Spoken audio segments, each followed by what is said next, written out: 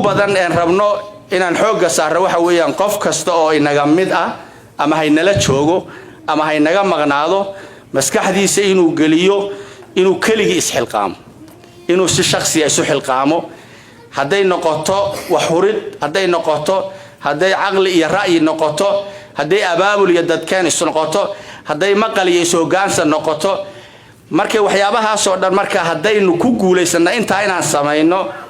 waxaan awoodeeda helaynaa awood siyaasadeed baa iman oo maalin walba dhulkan aad aragteen rag baa isxilqaama dawladda la galaa baarlamaan baa la noqdaa marka qofkii aan haysanin dhiirigelin de waxba ma noqonayo mushkiladaha kale jira waxa kamid ah ee u baahan inaynu xal ka gaadhno tusaalahaan caruur baa wax inoo baranaysa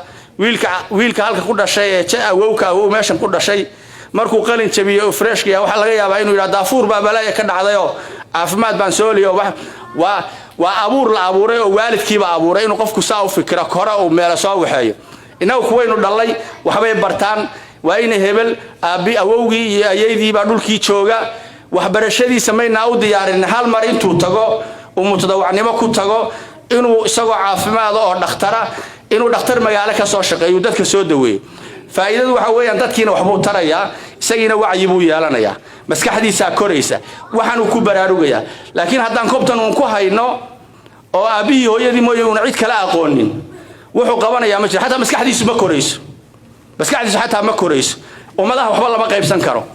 waxaan u baahanahay marka idinkoo raali hadalkii waan dheereeyay muhiimadu waxa weeyaan waanad aragtaan kulli hadalkeenu wuxuu ku wareegayaa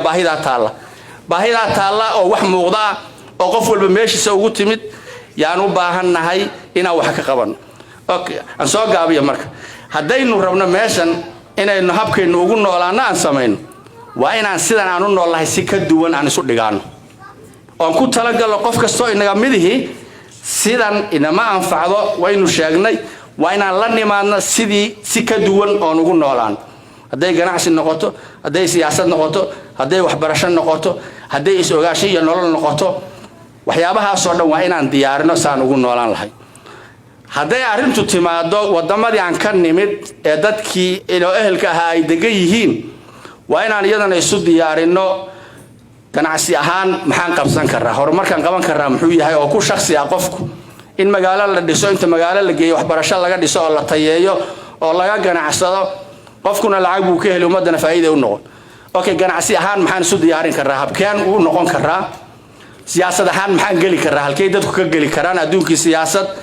iyo dawladnimo iyo nidaam iyo waxa loo guurayaa maaragtay power baa loo socdaa halkee laga gali karaa dhaqaale ahaan maxaan kordhin karaa saan u dadkeena baahiyaha jira ee faraha badan aan tirinay maxaa wax ka qaban karaa inta saasa u qaban karaa waxa soo dhan marka waxay ku xidhan yihiin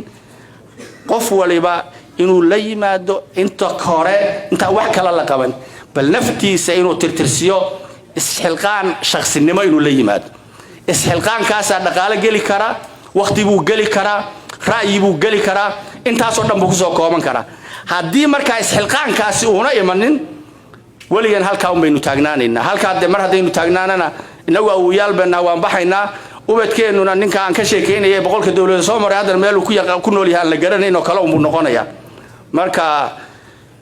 fadlan waxaan aad u codsanayaa inaynu sidan aynu u noolahay si ka bedelan oo insha Allah qurux badan aan u noolaano wax qabadkeenana aan kordhiyo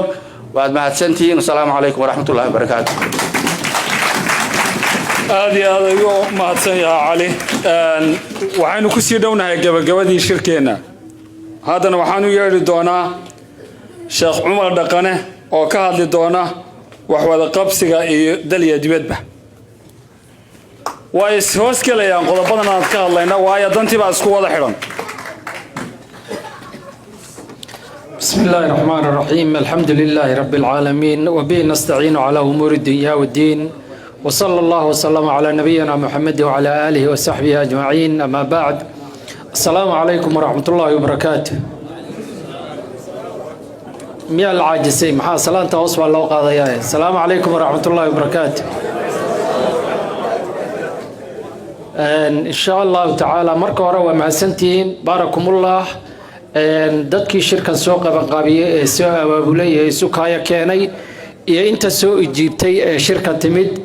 aad baad u mahadsantihiin marka xiga waxaan doonayaa qodob aan dadka ka hadlin inaan ka hadlo oo muxuu yahay waddanka Mareykanka waxaan u malaynayaa dadkan hadda meesha fadhiya markaan saa u fiiriyo wax yar baa waqti dhow yimid inta badan dhowr iyo 10 sano dhowr iyo 20 sano iyo kuwa ku dhashaan leenahay maskaxdii Afrikaana weli naga buuxda maskaxdii Afrika yaa weli naga buuxda maxaa weeye arrintaasi waxa weeye waa la ballamayaa qof walba waqtigu maskaxdiisa